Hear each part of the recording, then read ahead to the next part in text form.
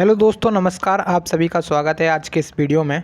दोस्तों, आप सभी लोगों को पता है कि आपकी जो एसएससी एमटीएस के एग्ज़ाम है 2 मई से स्टार्ट हो चुके हैं। सो अब आपके पास टाइम बहुत कम बचा है और आपको तैयारी ज़्यादा से ज़्यादा करनी है। तो आज हम टॉप 75 क्वेश्चंस लेकर के आए हैं हिस्ट्री के, जिसमें आपको हिस्ट्री के कुछ मोस्ट इंपॉर्टेंट क्वेश्चंस देखने को मिलेंगे। तो चलिए शुरुआत करते हैं। आपको अगर कोई लाभ चाहिए इस वीडियो से तो वीडियो में एंड तक बने रहिएगा, इसमें बहुत ज़्यादा अच्छे क्वेश्चंस लिए गए हैं। आज का पहला क्वेश्चन देखिए, कह रहा है कि किस यूरोपीय विद्वान ने जस्टिन आदि यूनानी लेखकों द्वारा प्रयुक्त सेंड्रोकोटस नाम की पहचान चंद्रगुप्त मौर्य के रूप में की है। देखिए, जो सेंड्रोकोटस है ये किसका नाम है? चंद्रगुप्त मौर्य का नाम है। और इसकी पहचान किसके द्वारा की गई है? इसकी पहचान की गई है विलियम जोन्स के द्वारा। तो क्वेश्चन इंपॉर्टेंट है और ये ऐसा क्वेश्चन आपसे एग्जामिनर पूछ सकता है। ठीक है, नेक्स्ट क्वेश्चन कह रहा है कि यूनानी लेखकों ने चंद्रगुप्त मौर्य के लिए किस नाम का प्रयोग किया? देखिए, जो यूनानी लेखक थे उनके द्वारा चंद्रगुप्त मौर्य का नाम रखा गया था, उसका नाम क्या था?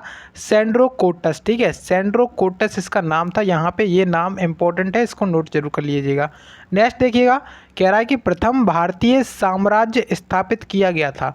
जो पहला भारतीय साम्राज्य है वो चंद्रगुप्त मौर्य के द्वारा स्थापित किया गया था। ठीक है, चंद्रगुप्त मौर्य के द्वारा स्थापित किया गया था। ये पहला अखंड भारत का पहला शासक था ये चंद्रगुप्त मौर्य। ठीक है, नेक्स्ट देखिएगा, कौटिल्य प्रधानमंत्री का था। ये किसका प्रधानमंत्री था? चंद्रगुप्त मौर्य के दरबार में ये प्रधानमंत्री थे। और कौटिल्य जो विष्णुगुप्त या फिर चाणक्य, ये एक ही व्यक्ति के नाम हैं। ठीक है, कौटिल्य, विष्णुगुप्त, चाणक्य। ठीक है, नेक्स्ट आपके सामने है, चाणक्य अपने बचपन में जाने जाते थे विष्णुगुप्त नाम से। ये सभी चीज़ें इंपॉर्टेंट हैं, इनको नोट जरूर करते हुए चलेगा। नेक्स्ट देखिएगा, कह रहा है कि मैकियावेली के प्रिंस से तुलना की जा सकती है। देखिए, मैकियावेली का जो प्रिंस था उसकी तुलना उससे किसकी तुलना की जाती है? तो उससे की जाती है कौटिल्य के अर्थशास्त्र जो पुस्तक लिखी गई है इनके द्वारा, उसकी तुलना की जाती है। ठीक है, मैकियावेली के प्रिंस से तुलना की जा सकती है। नेक्स्ट देखिएगा, कह रहा है कि बुलंदी बाग प्राचीन स्थान था। किसका था? तो पाटलिपुत्र का था। ये पाटलिपुत्र का बुलंदी बाग। ठीक है, इंपॉर्टेंट है ये, इसको नोट करिएगा। नेक्स्ट कह रहा है कि चंद्रगुप्त मौर्य ने सेल्यूकस को पराजित किया था। देखिए, जो चंद्रगुप्त मौर्य था, सेल्यूकस निकेटस जो था उसको कब पराजित किया था? इसको पराजित किया था 305 ईसा पूर्व, यानी कि 305 बीसी में। ठीक है, इसको नोट जरूर कर लीजिएगा। नेक्स्ट आपके सामने है, नेक्स्ट में कह रहा है कि सर्वप्रथम कृत किस इतिहासकार ने सेंड्रोकोटस तथा एंड्रोकोटस नामों का तादात्म्य चंद्रगुप्त के साथ स्थापित किया था? देखिए, जो सर विलियम जोन्स थे इनके द्वारा बताया गया कि सेंड्रोकोटस कोई और नहीं, ये चंद्रगुप्त मौर्य ही था। ठीक है, तो इसको ध्यान रखिएगा, चंद्रगुप्त मौर्य का नाम क्या था? सेंड्रोकोटस। ठीक है, नेक्स्ट क्वेश्चन देखिए, कह रहा है कि क्वेश्चन में कि बुद्ध तथा जैन ग्रंथ चंद्रगुप्त मौर्य को किस जाति का सिद्ध करते हैं? देखिए, जो चंद्रगुप्त मौर्य था वो किस जाति का था? मौर्य क्षत्रिय था। ठीक है, मौर्य क्षत्रिय का था। और ये बौद्ध और जैन ग्रंथों में बात कही गई है। ये कौन सी जाति के थे? तो मौर्य क्षत्रिय जाति का था। ऑप्शन यहाँ पे इसका आंसर हो जाएगा। नेक्स्ट देखिएगा, कह रहा है क्वेश्चन में कि किस ग्रंथ में चंद्रगुप्त को ब्रसल तथा कुलहीन कहा गया है? तो कौन सा ग्रंथ है जिसमें चंद्रगुप्त को ब्रसल तथा कुलहीन कहा गया है? तो मुद्रा राक्षस जो है ना, विशाखा दत्त के द्वारा लिखा गया है इसको, उसी में ये कहा गया है जो चंद्रगुप्त मौर्य है उसे ब्रहल और कुलीन। ठीक है, नेक्स्ट देखिए, नेक्स्ट आपसे कह रहा है कि किस अभिलेख से ज्ञात होता है कि राज्याभिषेक के 20 वर्ष बाद स्वयं अशोक ने लुम्बिनी में एक स्तंभ बनवाया और लुम्बिनी ग्राम को कर को छूट देकर 1/8 भाग कर लिया? यानी कि जो टैक्स थी उसमें छूट दे दी और जो टैक्स था उसका केवल 1/8% ही इन्होंने लिया था। और ये किस अभिलेख में कहा गया है? तो ये कहा गया है रुम्मनदेही स्तंभ अभिलेख। ये क्वेश्चन इंपॉर्टेंट है बहुत ज़्यादा, और आजकल एग्जाम्स में भी बहुत ज़्यादा पूछा गया है। ठीक है, आज तक बहुत ज़्यादा बार आ चुका है ये, तो इसको ध्यान कर लीजिएगा, रुम्मनदेही अभिलेख। ठीक है, नेक्स्ट कह रहा है आपसे, नेक्स्ट क्वेश्चन पढ़िए। नेक्स्ट में कह रहा है कि निम्नलिखित में से मौर्य काल में लिया जाने वाला कर सेतु किस प्रकार का कर था? देखिए, एक टैक्स हुआ करता था जिसका नाम था सेतु। ये किस प्रकार का टैक्स हुआ करता था? ये हुआ करता था फल फूल एवं सब्जियों पर लगने वाला टैक्स। ठीक है, फल फूल एवं सब्जियों पर लगने वाले टैक्स को क्या कहते थे? सेतु कहा जाता था। ये चीज़ इंपॉर्टेंट है, ऐसे पूछ लिएगा एग्जाम में कि सेतु का संबंध किससे है? तो यहाँ पे आपके पास 4 ऑप्शन दे दिए जाएंगे, तो एक ऑप्शन होगा इसमें से कि ये एक प्रकार का कर है। ठीक है, नेक्स्ट देखिएगा, कह रहा है आपसे कि चंद्रगुप्त ने अपने जीवन के अंतिम दिनों में किस धर्म को अपनाया था?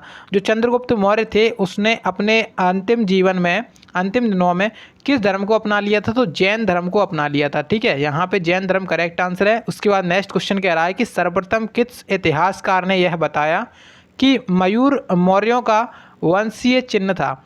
तो कौन से इतिहासकार की बताया, किस इतिहासकार ने ये बताया था कि जो मयूर था यानी कि मोर था वो मौर्य वंशों का क्या था? चिन्ह था। ये किसने बताया था? तो ये बताया था गुरुनवेडेल ने। ठीक है, गुरुनवेडेल इसका एकदम करेक्ट आंसर हो जाएगा।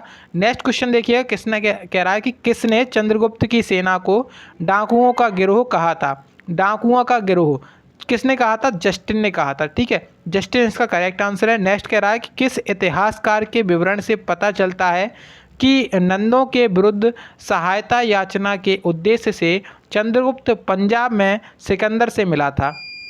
तो किसके उससे मिलता है? ये किस इतिहासकार के विवरण में मिलता है? तो ये मिलता है प्लूटार्क के। ठीक है, ऑप्शन यहाँ पे प्लूटार्क इसका एकदम करेक्ट आंसर है। नेक्स्ट कह रहा है आपसे कि चंद्रगुप्त के प्रारंभिक जीवन की जानकारी के लिए हमें मुख्यतः किन स्रोतों पर ही निर्भर रहना पड़ता है? देखिए, जो चंद्रगुप्त मौर्य थे उनके प्रारंभिक जीवन की जानकारी के लिए किस ग्रंथ पर, किन स्रोतों पर निर्भर रहना पड़ता है? तो बौद्ध जो स्रोत हैं उन पर निर्भर रहना पड़ता है हमें। ठीक है, यहाँ पे बौद्ध स्रोत इसका करेक्ट आंसर है। नेक्स्ट आपके सामने क्वेश्चन है, कह रहा है कि चंद्रगुप्त मौर्य के किस राज्यपाल राष्ट्रीय ने जूनागढ़ यानी कि गिरनार जो जूनागढ़ अभिलेख है उसका सुदूर निर्माण करवाया था? उसका निर्माण किसने करवाया था? तो पुष्यगुप्त ने इसका निर्माण करवाया था। तो यहाँ पे आंसर हो जाएगा पुष्यगुप्त ने। ठीक है, नेक्स्ट कह रहा है आपसे कि मौर्य काल में साम्राज्य की राजधानी क्या थी? जो मौर्य काल हुआ था उसमें साम्राज्य जो हुआ करता था उसकी राजधानी थी पाटलिपुत्र। ठीक है, और पाटलिपुत्र वर्तमान में पटना को कहते हैं। पाटलिपुत्र मतलब जो पटना है उसका पुराना नाम पाटलिपुत्र हुआ करता था। नेक्स्ट आपसे कह रहा है क्वेश्चन में कि चंद्रगुप्त मौर्य ने किस जैन साधु की शिष्यता ग्रहण कर ली थी? देखिए, जो चंद्रगुप्त मौर्य थे और जैन धर्म था जो वो पैरेलली चल रहे थे, और जो अपना जैन धर्म था उस टाइम पर 2 भागों में बट गया था। एक तो अपना भद्रबाहु और एक स्थूलबाहु। ठीक है, स्थूलबाहु के नेतृत्व वाले श्वेतांबर कहलाए और भद्रबाहु के नेतृत्व वाले कौन से कहलाए? दिगंबर। तो इसने भद्रबाहु का नेतृत्व में जैन धर्म की शिष्यता ले ली थी। ठीक है, शिष्यता ग्रहण कर ली थी, तो ये अर्थात दिगंबर कहलाएगा। तो यहाँ पे आप लोग लगाइएगा भद्रबाहु। ठीक है, नेक्स्ट क्वेश्चन देखिएगा, कह रहा है क्वेश्चन में कि हिंदू राज शासन के ऊपर प्राचीनतम उपलब्ध रचना है। देखिए, हिंदू राज शासन मतलब राजनीति के ऊपर प्राचीनतम रचना किसकी है? तो ये अर्थशास्त्र जो पुस्तक है उसमें किसके बारे में बताया गया? राज शासन के बारे में बताया गया है। और ये पुस्तक किसकी है? तो चाणक्य की पुस्तक है ये, चाणक्य। ठीक है, और चाणक्य कौन था? चंद्रगुप्त मौर्य के दरबार में इनका प्रधानमंत्री हुआ करता था। उसके बाद नेक्स्ट क्वेश्चन कह रहा है आपसे कि मौर्य काल में किस नगर को विश्व के नगरों की रानी की संज्ञा दी गई थी? तो जो मौर्य काल हुआ करता था उसमें किस नगर को विश्व के नगरों की रानी की संज्ञा दी गई थी? तो ये दी गई थी पाटलिपुत्र। इसका आंसर हो जाएगा पाटलिपुत्र। नेक्स्ट आपसे कह रहा है कि निम्नलिखित व्यक्तियों में से पुराणों में किसे द्विजरसम की संज्ञा दी गई है? द्विजरसम, देखिए द्विजरसम किसे कहा गया है? तो ये कहा गया है चाणक्य को। ये क्वेश्चन इंपॉर्टेंट है, नोट कर लीजिएगा, द्विजरसम। ठीक है, द्विजरसम किसे कहा गया है? चाणक्य को। नेक्स्ट आपसे कह रहा है कि मेगास्थनीज ने किस महत्वपूर्ण ग्रंथ की रचना की है? तो मेगास्थनीज के द्वारा एक पुस्तक लिखी गई है जिसका नाम है इंडिका। ये क्वेश्चन काफ़ी ज़्यादा बार पूछा जा चुका है अभी तक एग्जाम्स में। ठीक है, नेक्स्ट आपसे क्वेश्चन में कहा गया है कि कौन सा अधिकारी सीमांत पर बने दुर्गों की रक्षा करता था? तो कौन सा अधिकारी हुआ करता था मौर्य काल में जो सीमांत पर बने दुर्गों की रक्षा करता था? तो वो हुआ करता था अंतपाल। ठीक है, अंतपाल इसका आंसर हो जाएगा। उसके बाद नेक्स्ट आपसे कह रहा है कि यूनानी स्रोतों में बिंदुसार को किस नाम से पुकारा जाता था? देखिए, जो यूनानी स्रोत थे उसमें बिंदुसार कौन था? देखिए, जो चंद्रगुप्त मौर्य था उसके पुत्र का नाम था बिंदुसार। ठीक है, और ये इतना ज़्यादा महत्वपूर्ण नहीं था, मतलब इसने ये एक प्रकार का अयोग्य शासक था ये। ठीक है, और बिंदुसार को किस नाम से पुकारा जाता है? इसे कहा जाता है अमिट्रकेटस। अमिट्रकेटस के नाम से जाना जाता है, आंसर लगाइएगा। नेक्स्ट आपसे कह रहा है कि चंद्रगुप्त का सबसे पहले किस अभिलेख में उल्लेख मिलता है? तो रुद्रदामन प्रथम का जूनागढ़ अभिलेख, जूनागढ़ अभिलेख जो है ना उसमें चंद्रगुप्त का सबसे पहले अभिलेख मिलता है, ठीक है, उल्लेख मिलता है। तो यहाँ पे आप लोग लगाएंगे आंसर को रुद्रदामन का अभिलेख। उसके बाद नेक्स्ट आपसे कह रहा है कि कौटिल्य के अर्थशास्त्र में चोरक, दमनक और मरुबक शिशु का उल्लेख प्राप्त होता है, ये थे। तो ये एक प्रकार के क्या थे? ये एक प्रकार के मसाले हुआ करते थे, चोरक, दमनक और मरुबक, ठीक है। तो यहाँ पे आंसर आपके हो जाएंगे मसाले। नेक्स्ट आपसे कह रहा है कि अपने अभिषेक के 13वें वर्ष बौद्ध धर्म का प्रचार करने के लिए अशोक ने पदाधिकारियों का एक नवीन वर्ग बनाया जिसे क्या कहा जाता था? देखिए, जैसे ही जो अपने अशोक हुए थे उन्होंने क्या किया, उनका राज्याभिषेक हो गया और राज्य अभिषेक के 13 वर्ष बाद बौद्ध धर्म का उन्होंने प्रचार करना स्टार्ट किया। और प्रचार करने के लिए एक उन्होंने कमेटी टाइप का बनाया, ठीक है। और कमेटी का नाम क्या रखा गया? उसका नाम रखा गया धर्म महामत, ठीक है, धर्म महामत, इसको ये नाम दिया गया। तो ये चीज़ भी आप लोग नोट करिएगा।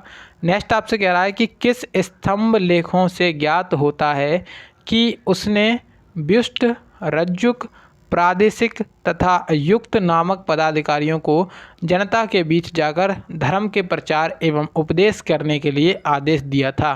तो जो अशोक हुए थे उन्होंने जैन धर्म, बौद्ध धर्म का बहुत ज़्यादा मतलब समर्थन किया था और उसका प्रचार प्रसार भी बहुत ज़्यादा किया था, ठीक है। तो ये किस अभिलेख में मिलता है, किस में मिलता है कि किस स्तंभ लेख में ज्ञात होता है कि ये जो इन्होंने ये बात कही थी वो किस में होती है? स्तंभ लेख 3 एवं 5 से, ठीक है। तो ये इसको नोट कर लीजिएगा, इंपॉर्टेंट है ये क्वेश्चन, ध्यान से पढ़ लीजिएगा, आपको अच्छे समझ में आ जाएगा। नेक्स्ट क्वेश्चन कह रहा है आपसे कि अपनी प्रजा के नैतिक उत्थान के लिए अशोक ने जिन आचारों की संहिता प्रस्तुत की उसके अभिलेखों को क्या कहा जाता है? देखिए, अपनी प्रजा के नैतिक उत्थान के लिए अशोक ने जिन आचारों की संहिता प्रस्तुत की है उसके अभिलेखों को क्या कहा जाता है? उसके अभिलेखों को कहा जाता है धम्म, ठीक है। धम्म यहाँ पे आंसर हो जाएगा। नेक्स्ट आपसे कह रहा है कि दिव्यावदान अशोक का बौद्ध धर्म में दीक्षित करने का श्रेय किस बौद्ध भिक्षु को प्रदान होता है? देखिए, जो दिव्यवदान अशोक को बौद्ध धर्म में परिवर्तित किसने कर दिया था? अशोक को बौद्ध धर्म में दीक्षित किसने कर दिया था? तो ये कर दिया था उपगुप्त को, ठीक है। उपगुप्त क्या था? एक प्रकार का बौद्ध भिक्षु था, ठीक है। नेक्स्ट आपसे कह रहा है कि किन तमिल ग्रंथों से पता चलता है कि चंद्रगुप्त ने तमिल प्रदेश पर आक्रमण किया था? तो तमिल ग्रंथ भी हुए थे, उसमें से कुछ तमिल ग्रंथ ऐसे थे जिनसे ये पता चलता है कि चंद्रगुप्त जो मौर्य हुए थे उन्होंने तमिल प्रदेश पर भी क्या कर दिया था?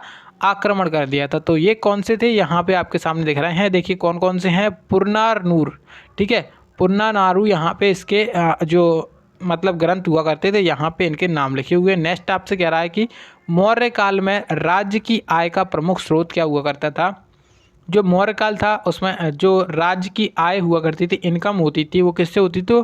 तो वो होती थी भूमि कर, यानी कि जो अपनी ज़मीन होती थी उस पर टैक्स लिया जाता था उस पर, ठीक है। नेक्स्ट कह रहा है कि कौटिल्य के अर्थशास्त्र में गुप्तचरों को क्या कहा जाता था? कौटिल्य की पुस्तक है अर्थशास्त्र। अब इसमें गुप्तचरों को क्या कहते थे? इसमें गुप्तचरों को कहा जाता था गूढ़ पुरुष, गूढ़ पुरुष इसमें गुप्तचरों को कहा जाता था, इसको नोट करेंगे। नेक्स्ट आपसे कहा गया है कि मौर्य काल में द्वारिक किसे कहा जाता था? मौर्य काल में जो द्वारिक था वो किसे कहा जाता था? वो कहा जाता था राजप्रसाद के रक्षक को, राजप्रसाद के रक्षक को कहा जाता था, ठीक है, इंपॉर्टेंट है। नेक्स्ट आपसे कह रहा है कि किस स्तंभ लेख में अशोक के 7 अभिलेख उत्कीर्ण हैं जबकि शेष स्तंभों पर केवल 6 लेख ही उत्कीर्ण मिलते हैं? तो दिल्ली टोपरा का जो अभिलेख है, दिल्ली टोपरा का स्तंभ लेख है, उसमें क्या मिलते हैं? अशोक के 7 अभिलेख क्या हैं? उत्कीर्ण है, ठीक है। तो यहाँ पे दिल्ली टोपरा अभिलेख इसका आंसर हो जाएगा। नेक्स्ट क्वेश्चन कह रहा है बिंदुसार की मृत्यु के समय अशोक कहाँ का वायसराय था? देखिए, जब बिंदुसार हुआ तो उसका पुत्र था अशोक, और अशोक कहाँ पर राज्य करता था उस टाइम पर? उज्जैनी में राज करता था। उज्जैनी मतलब उज्जैन, अवंतिका इसका पुराना नाम था।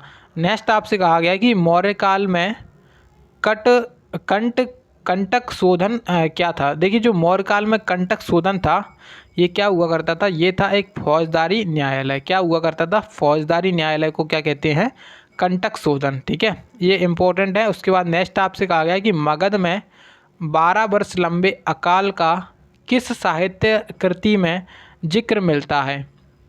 जो मगध हुआ था उसमें 12 वर्ष का लंबा अकाल पड़ा था। अब लंबा अकाल पड़ा था तो चंद्रगुप्त मौर्य अपने दक्षिण में आ गए थे। दक्षिण में जो भद्रबाहु हुआ करता था उसके नेतृत्व के साथ दक्षिण की साइड चले गए थे। और इसका उल्लेख किस में मिलता है, तो इसका उल्लेख मिलता है परिशिष्ट पर्व में। ठीक है, परिशिष्ट पर्व इसका आंसर हो जाएगा। नेक्स्ट कह रहा है कि अशोक ने किस अभिलेख में बुद्ध धम्म और संघ में अपनी आस्था की घोषणा की थी। तो अशोक का कौन सा अभिलेख था, तो वो था भब्रू शिलालेख अभिलेख। ठीक है, भब्रू शिलालेख से उसमें क्या कहा गया है, बुद्ध धर्म और संघ में अपनी आस्था घोषणा की है। ठीक है, नेक्स्ट आपसे कहा गया है कि किसने सर्वप्रथम अभिलेखों के पियदर्शी और साहित्य के अशोक का समीकरण स्थापित किया है। तो ये किया है टर्नर महोदय ने। टर्नर महोदय इसका आंसर हो जाएगा। और यहाँ पे आपका आंसर क्या होगा, टर्नर महोदय। नेक्स्ट आपसे कहा गया कि पाटलिपुत्र में घनानंद से मगध पर सिंहासन छीनने से पहले चंद्रगुप्त मौर्य ने किन प्रदेशों को जीत लिया था। तो इन्होंने जो सिंध प्रांत हुआ करता था उसे और पंजाब प्रांत हुआ करता था, उन दोनों प्रदेशों को क्या कर लिया था, जीत लिया था। ठीक है, उसके बाद नेक्स्ट आपसे कहा गया कि नियमित एवं स्थायी सेना रखने वाला भारतीय इतिहास का पहला ज्ञात शासक कौन बना है। तो ये बना है बिंबिसार। कौन बना है, बिंबिसार। ठीक है, बिंबिसार यहाँ पे आंसर हो जाएगा। बिंबिसार हर्यक वंश का शासक था। किसका था, हर्यक वंश का। ठीक है, जबकि अपना बिंदुसार मौर्य वंश का शासक था। दोनों में थोड़ा अंतर है लेकिन अंतर है। अब नेक्स्ट आपसे कहा गया कि अशोक के शिलालेखों में उल्लिखित ताम्रपर्णी, क्या कह रहे हैं, ताम्रपर्णी किस देश के लिए प्रयुक्त हुआ था। देखिए जो ताम्रपर्णी है वो श्रीलंका के लिए प्रयुक्त किया गया था। ठीक है, आंसर हो जाएगा यहाँ पे श्रीलंका। नेक्स्ट आपसे कहा गया कि किस ग्रंथ से हमें पता चलता है कि अशोक शिव का भक्त था। तो कौन सा ग्रंथ है जिससे हमें पता चलता है कि अशोक शिव का भक्त था। तो ये था राजतरंगिणी जो ग्रंथ है, जिसमें क्या कश्मीर का इतिहास मिलता है राजतरंगिणी ग्रंथ में, उसी से हमें पता चलता है। ठीक है, नेक्स्ट आपसे कहा गया है कि अर्थशास्त्र में शीर्षस्थ अधिकारी के रूप में किस शब्द का उल्लेख किया गया है। तो अर्थशास्त्र नामक पुस्तक है, उसमें जो शीर्षक अधिकारी है वो किस शब्द का उल्लेख किया गया है, उसके लिए तीर्थ शब्द का उल्लेख किया गया है। नेक्स्ट आपसे बोला गया है कि मौर्य साम्राज्य में मुख्यमंत्री एवं पुरोहित की नियुक्ति के पूर्व इनके चरित्र को खूब जांचा परखा जाता था, जिसे क्या कहते हैं, जिसे कहते हैं उपधा परीक्षण। क्या कहा जाता है, उपधा परीक्षण। ठीक है, आंसर लगाइएगा उपधा परीक्षण। ठीक है, नेक्स्ट आपसे कहा गया क्वेश्चन में और कह रहा है कि क्वेश्चन में कि दीप वंश एवं महावंश के अनुसार अशोक ने अपने राज्याभिषेक के चौथे वर्ष में किसके प्रवचन से प्रभावित होकर बौद्ध धर्म को ग्रहण कर लिया था। तो ये कर लिया था निग्रोध के। ठीक है, निग्रोध नामक एक व्यक्ति हुआ करता था, बौद्ध, उनके प्रवचन को सुनकर के बौद्ध ने क्या कर लिया था, ये जो बौद्ध धर्म था उसको ग्रहण कर लिया था अशोक के द्वारा। ठीक है, नेक्स्ट आपसे कहा गया कि चंद्रगुप्त के विषय में किसका कथन है कि उसने 6 लाख की सेना लेकर संपूर्ण भारत को रौंद डाला और उस पर अपना अधिकार कर लिया। तो ये प्लूटार्क का कथन है। ठीक है, प्लूटार्क नामक एक व्यक्ति थे, उनका कथन है कि उसने अपने 6 लाख की सेना लेकर के संपूर्ण भारत पर रौंद डाला और उस पर अपना क्या कर लिया, अधिकार कर लिया। ठीक है, नेक्स्ट आपसे बोला गया है कि अशोक ने विशाल मौर्य साम्राज्य का प्रशासन की सुविधा के लिए कितने प्रांतों में बांट रखा था। देखिए जो अशोक हुआ करते थे उसने विशाल मौर्य साम्राज्य को प्रशासन की सुविधा के लिए कितने प्रांतों में बांटा था, तो 5 प्रांतों में बांट दिया था। ठीक है, 5 इसका आंसर हो जाएगा। उसके बाद नेक्स्ट आपसे बोला गया है कि किस ग्रंथ से पता चलता है कि अशोक ने कश्मीर में बेतास्ता नदी के किनारे श्रीनगर नामक नगर की स्थापना की थी। तो राजतरंगिणी में बताया गया है राजतरंगिणी। ठीक है, अब राजतरंगिणी के लेखक कौन है मुझे आप लोग कमेंट बॉक्स में बताइएगा। ठीक है, उसके बाद देखिएगा नेक्स्ट क्वेश्चन को कह रहा है कि किन शिलालेखों से खरोष्ठी लिपि के साक्ष्य प्राप्त होते हैं। देखिए जो खरोष्ठी लिपि थी उसके साक्ष्य किस शिलालेखों से मिलते हैं, तो ये मिलते हैं मानसेहरा एवं सहवाजगढ़ी से। ठीक है, नेक्स्ट आपसे कह रहा है क्वेश्चन में कि अशोक के अभिलेखों को पढ़ने में सर्वप्रथम 1837 में किस विद्वान को सफलता मिली थी। देखिए, अशोक के जो अभिलेख थे उसको खोज तो पहले ही लिया था, लेकिन उनको पढ़ नहीं पाया था कोई। तो इनको सबसे पहले किसने पढ़ा था? इनको सबसे पहले पढ़ा था जेम्स प्रिंसेप ने।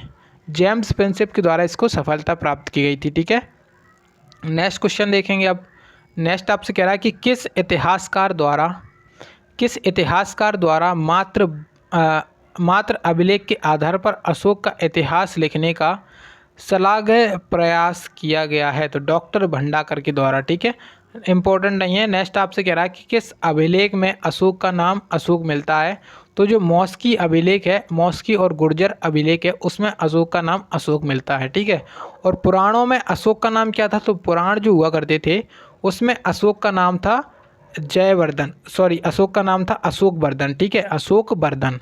नेक्स्ट देखेंगे। अब नेक्स्ट आपसे बोला गया है कि अशोक ने कलिंग पर आक्रमण कब किया था? देखिए, जो अशोक थे उन्होंने कलिंग पर आक्रमण कर दिया था अपने अभिषेक के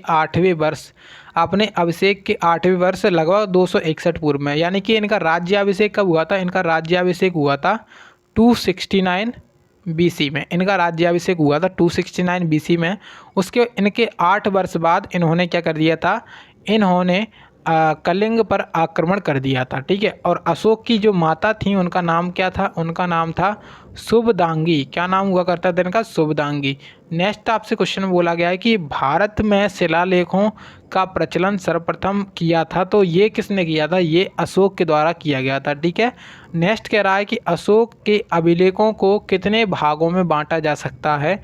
तो देखिए, 3 अभिलेख हो सकते हैं, एक तो शिलालेख, एक स्तंभ लेख और एक गुहालेख यानी कि गुफा लेख। ठीक है, तो 3 तरीके से बांटा जा सकता है। अब कह रहा है कि अशोक के शिलालेखों की संख्या कितनी है? तो अशोक के कुल 14 शिलालेख मिले हैं और अशोक के स्तंभ लेखों की संख्या कितनी है? तो ये हैं 7। ठीक है, नेक्स्ट आपसे कह रहा है कि रज्जुक था। देखिए, ये क्वेश्चन आपसे बहुत ज़्यादा इम्पोर्टेंट हो जाता है। तो जो रज्जुक हुआ करता था वो क्या था? रज्जुक मौर्य शासन में अधिकारी था। मौर्य शासन में एक अधिकारी हुआ करता था जिसका नाम था रज्जुक। नेक्स्ट क्वेश्चन आपसे कह रहा है कि अशोक के शिलालेखों में प्रयुक्त भाषा कौन सी थी? देखिए, जो अशोक के शिलालेख थे उसमें प्रयुक्त भाषा थी प्राकृत भाषा। प्राकृत भाषा इसका आंसर हो जाएगा। उसके बाद नेक्स्ट क्वेश्चन आपसे कहा गया है कि कालसी प्रसिद्ध है। कालसी प्रसिद्ध है, किसके लिए प्रसिद्ध है? अशोक के शिलालेखों के कारण ये प्रसिद्ध है। नेक्स्ट आपसे कहा गया कि भाग एवं बलि क्या थे? देखिए, ये आपसे क्वेश्चन पूछे जा चुके हैं, वही क्वेश्चन उठाए गए हैं यहाँ पर। तो भाग भी क्या था? एक प्रकार का राजस्व का स्रोत था, यानी कि टैक्स का स्रोत था, और बलि भी क्या था? एक प्रकार का टैक्स था। ठीक है, नेक्स्ट आपसे बोला गया है कि मौर्य काल में सीता से अभिप्राय क्या है? जो मौर्य काल में सीता शब्द था उसका अभिप्राय है राजकीय भूमि से प्राप्त आय। यानी कि जो अपनी राजकीय भूमि हुआ करती थी वहाँ से जितनी इनकम होती है उसे क्या कहा जाता है? उसे कहा जाता है सीता। ठीक है, नेक्स्ट आपसे बोला गया है कि मौर्य युगीन अधिकारी जो तौल माप का प्रभारी हुआ करता था उसे क्या कहते हैं? तो उसे कहते हैं पोतवाध्यक्ष। क्या कहा जाता है? पोतवाध्यक्ष। बहुत ज़्यादा इंपॉर्टेंट है, पोतवाध्यक्ष। ठीक है, नेक्स्ट बोला गया है कि मौर्य काल में शिक्षा का सर्वाधिक प्रसिद्ध केंद्र क्या था? तो तक्षशिला था। क्या था? तक्षशिला। ठीक है, उसके बाद नेक्स्ट आपसे कह रहा है कि पुनर्विवाह वर्जित है। पुनर्विवाह किस में वर्जित है? मनुस्मृति में। मनुस्मृति में बहुत सारी चीज़ें वर्जित हैं, जैसे उसमें दलितों को दलित कहा गया, इस तरीके से बहुत सारी चीज़ें उसमें वर्जित हैं। नेक्स्ट आपसे बोला गया कि गाँव के शासन को स्वायत्तशाही और पंचायतों के माध्यम से संचालित करने की व्यवस्था का सूत्रपात किया है। तो ये किसने किया है? मौर्य ने। और लास्ट कह रहा है आपसे कि जो अंतिम मौर्य सम्राट था तो वो कौन था? यहाँ पे जो अंतिम मौर्य सम्राट था वो था बृहद्रथ। ठीक है, तो यहाँ पे आज के क्वेश्चंस कंप्लीट हो चुके हैं। इसमें हमने पूरा मौर्य काल पढ़ लिया है, जिससे मतलब क्वेश्चंस बन सकते थे। ठीक है, तो वीडियो अगर आपको पसंद आई हो तो वीडियो को लाइक करेंगे। इसी प्रकार के वीडियोज़ के लिए चैनल को सब्सक्राइब जरूर कर लीजिएगा।